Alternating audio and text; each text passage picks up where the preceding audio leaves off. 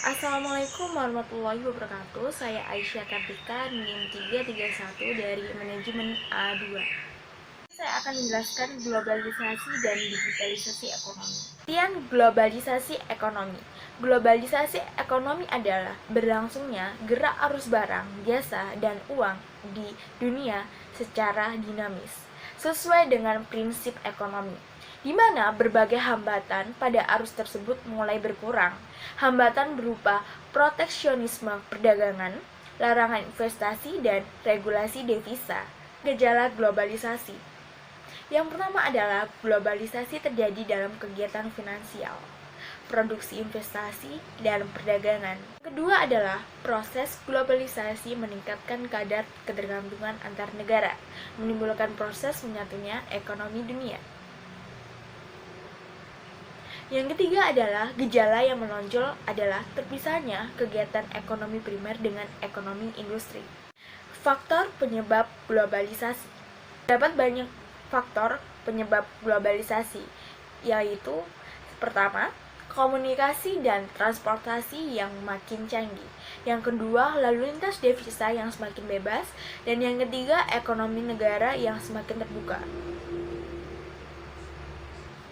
Yang keempat, penggunaan keunggulan komparatif dan keunggulan kompetitif di tiap negara semakin digalakkan. Yang kelima, metode produksi dan perakitan dengan organisasi manajemen yang semakin efisien. Yang keenam, besarnya perkembangan perusahaan multinasional atau TNC di seluruh dunia. Dampak globalisasi ekonomi. Terdapat dua dampak, yaitu dampak positif dan dampak negatif. Dampak positif antara lain, yang pertama adalah mendorong pertumbuhan ekonomi bagi negara berkembang. Salah satunya adalah Indonesia. Yang kedua, mendorong pertumbuhan ekonomi dunia secara keseluruhan. Yang ketiga, menurunkan angka tingkat kemiskinan di dunia. Yang keempat, meningkatkan pendapatan per kapita global.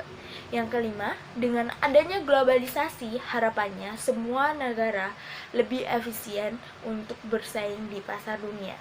Negatif sendiri antara lain, yang pertama, meningkatkan ketimpangan pendapatan di sebuah negara karena biasanya yang terdampak langsung oleh adanya globalisasi adalah lingkungan perkotaan. Kedua adalah terjadinya ketimpangan pendapatan per kapita antara negara maju dan negara berkembang. Ketiga adalah kerusakan lingkungan yang timbul akan semakin besar karena mengingat banyaknya pihak yang terkait selama proses produksi hingga konsumsi. Saya akan menjelaskan tentang analisa kebijakan perdagangan. Yang pertama, peluang dunia usaha dalam era globalisasi. Tersebarnya pasar berskala lebih luas dan diversifikasi produk manufaktur dan produk bernilai nilai tambah tinggi. Dan tersedianya realokasi industri manufaktur dari negara industri maju ke negara berkembang dengan upah buruh yang lebih rendah. Akibatnya, siklus proses bahan baku sampai menjadi barang jadi lebih pendek, harga per unit turun, dan akan meningkatkan volume penjualan. Peluang tersebut bisa dimanfaatkan sesuai dengan adanya keunggulan kooperatif ekonomi Indonesia yang meliputi sumber daya alam yang kaya, sumber daya manusia yang banyak, upah buruh murah, situasi politik dan keamanan yang stabil, kebijakan ekonomi yang konsisten, dan komponen ekonomi makro yang kuat. Yang kedua, kebijakan bisnis yang dilakukan. Pertama yang harus dilakukan adalah menarik tenaga ahli yang berpengalaman internasional yang dapat melakukan negosiasi dan mengerti hukum yang berlaku di negara lain. Yang kedua, perlu diusahakan untuk membuka usaha dan mengisi peluang yang tersedia. Yang ketiga nih, tantangan kompetensi dihadapi dengan peningkatan efisiensi investasi modal yang makin besar untuk membentuk jaringan internasional dan peningkatan pertumbuhan prasarana ekonomi yang makin cepat. Ketiga, ada kebijakan dalam era globalisasi. Komponen dalam penyusunan strategi global. Yang pertama, mengkaji perkembangan ekonomi dunia yang relevan dengan Indonesia, terutama Amerika Serikat, Eropa Barat, dan Jepang. Yang kedua, mengikuti prospek mata uang dolar Amerika Serikat, DM Jerman, dan Yen Jepang. Yang ketiga, memonitor perkembangan politik dan keamanan dalam negeri, serta arah kebijakan pada umumnya. Yang keempat, memonitor perkembangan ekonomi keuangan Indonesia, pertumbuhan ekonomi nasional dan sektoral, APBN dan fiskal, neraca pembayaran, terutama transaksi berjalan, inflasi, nilai tukar rupiah, likuiditas bank, dan tingkat suku bunga. Dan yang kelima, menetapkan rencana jangka panjang, menengah, dan tahunan beserta anggarannya. Aspek-aspek makro dalam kebijakan global. Yang pertama, ada deregulasi. Kebijakan deregulasi harus terus dilanjutkan secara konsisten di sektor real untuk meningkatkan efisiensi daya saing di pasar global. Yang kedua, prioritas investasi. Baik investasi modal saing maupun modal dalam negeri ditujukan untuk yang berorientasi ekspor. Untuk industri yang resource based perlu dorongan pemerintah karena industri ini bisa menghemat devisa. 3. Kemitraan usaha Indonesia yang penuh dengan fractional economy, USB versus USK, BUMN versus swasta, pribumi versus non-pribumi, dan sebagainya.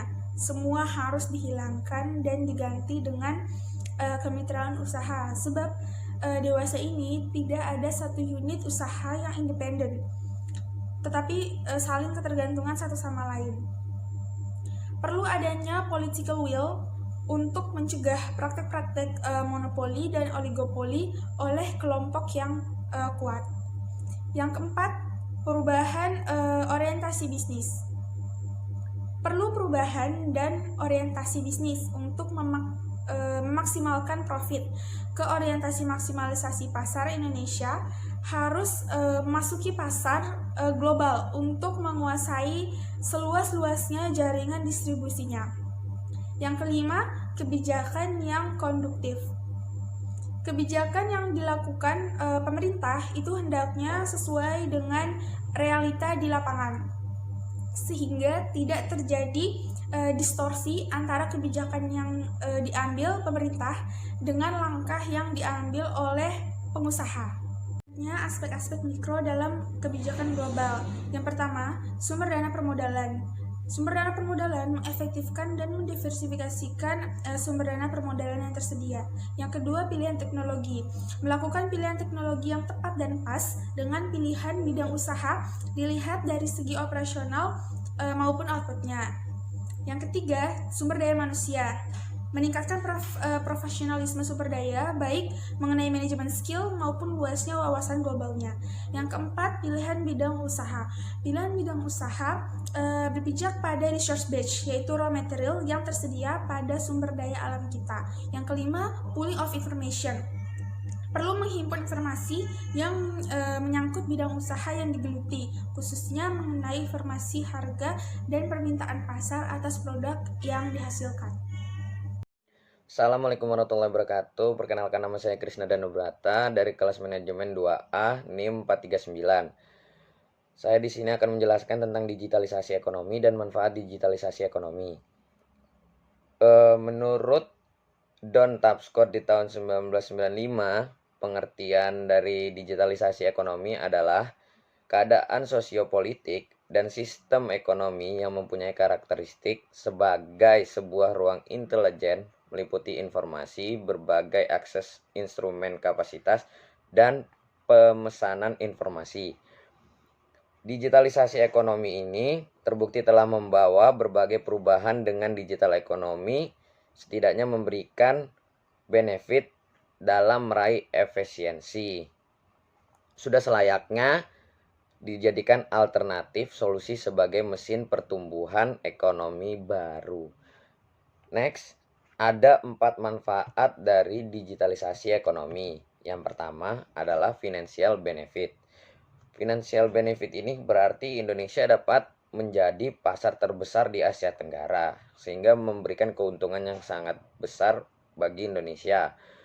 Dan yang kedua adalah job creation. Diperkirakan akan ada 26 juta pekerjaan di tahun 2022 akibat ekonomi digital ini, yang kebanyakan dipengaruhi oleh perkembangan usaha mikro. Dan yang ketiga adalah buyer benefit. Ini bisa dilihat dari harga-harga di marketplace e-commerce yang biasa lebih murah dari offline. Dan yang keempat adalah social equality.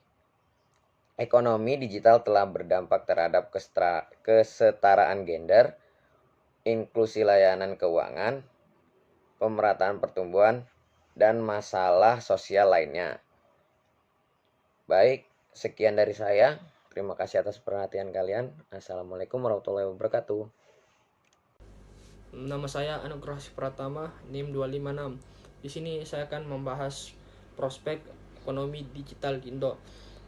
Prospek digital ekonomi di Indo itu sebenarnya sangat menguntungkan. Kenapa saya bilang sangat menguntungkan? Karena populasi kita di Indonesia itu sangat banyak, yaitu 264 juta jiwa, dan kita menempati urutan pertama penduduk terbanyak di Asia Tenggara, dan banyaknya sekarang orang yang bermain gadget dan sangat berkembang di era digital ini.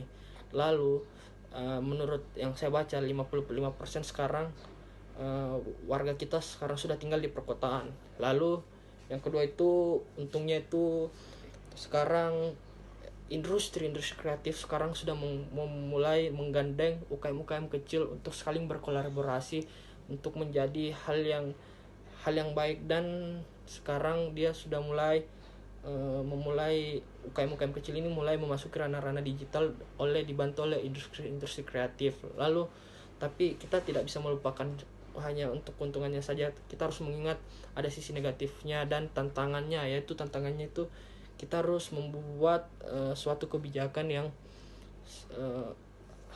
bisa menguntungkan negara dan menguntungkan UKM kecil ini. Dan tantangannya juga itu yang sangat penting sebenarnya kalau kita prospek ekonomi digital di Indonesia itu jaringannya ini, kita di Indonesia ini masih sangat kurang, apalagi untuk daerah-daerah terpencil. Bagaimana daerah ini nantinya bisa menjangkau era digital ini kalau jaringan kita saja masih kurang. Ya, mohon maaf kurangnya. Wassalamualaikum warahmatullahi wabarakatuh.